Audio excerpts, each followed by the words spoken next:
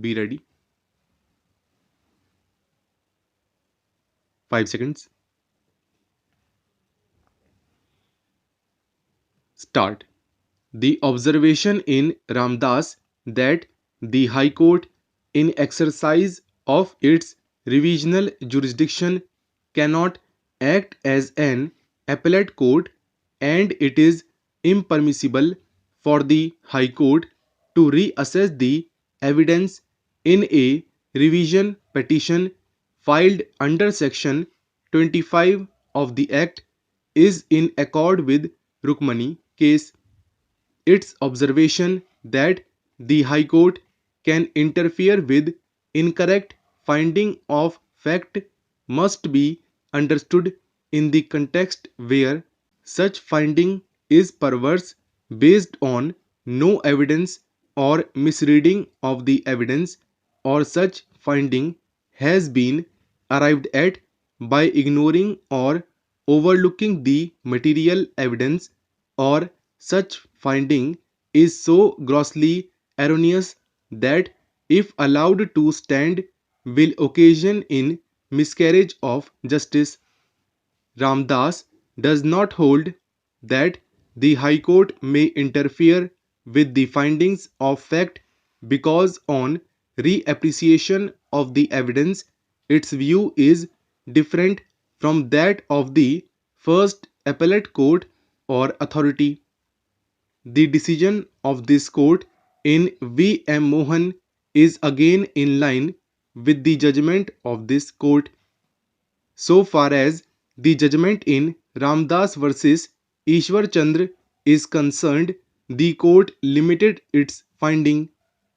Insofar as the three-judge bench decision of this court in Ramdas is concerned, it rightly observes that revisional power is subject to well-known limitations inherent in all the revisional jurisdictions, and the matter essentially turns on the language of the statute investing the jurisdiction. We do not think that there can ever be objection to the above statement. The controversy centers round the following observation in Ramdas, that jurisdiction enables the Court of Revision in appropriate cases to examine the correctness of the findings of facts. Also, it is suggested that by observing so, the three-judge bench in Ramdas has enabled the High Court to interfere with the findings of fact by reappreciating the evidence. We do not think that the three-judge bench has gone to that extent in Ramdas. The observation in Ramdas that, as the expression used conferring revisional jurisdiction is legality and propriety, the High Court has wider jurisdiction, obviously means that the power of revision vested in the High Court in the statute is wider than the power conferred on it under Section 115 of the Code of Civil Procedure. It is not confined to the jurisdictional error alone. However, the examination is limited to satisfy that the law is followed.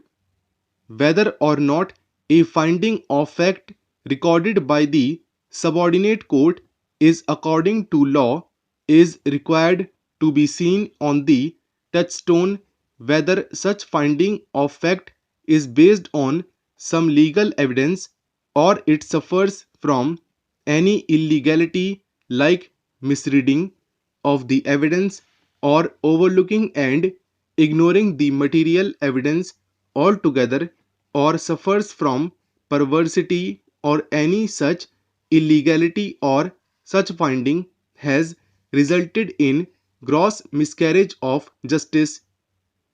Ramdas does not lay down as a proposition of law that the revisional power of the High Court under the Rent Control Act is as wide as that of the Appellate Court or the appellate authority or such power is coextensive with that of the appellate authority, or that the concluded finding of fact recorded by the original authority or the appellate authority can be interfered with by the High Court by reappreciating evidence, because revisional court is not in agreement with the finding of fact recorded by the court below. Ramdas does not exposit that the revisional power conferred upon the High Court is as wide as an appellate power to reappraise or reassess the evidence for coming to a different finding contrary to the finding recorded by the court below. Rather, it emphasizes that while examining the correctness of findings of fact, the revisional court is not the second court of first appeal. Ramdas does not cross the limits of revisional court as explained in Datta case. So, holding the five-judge bench answered the reference. We hold, as we must, that none of the above rent control acts entitles the High Court to interfere with the findings of fact recorded by the first appellate court or appellate authority, because on reappreciation of the evidence its view is different from the court below. The consideration or examination of the evidence by the High Court in revisional jurisdiction under these acts is confined to find out that findings of fact recorded by the court are according to law and does not suffer from any error of law.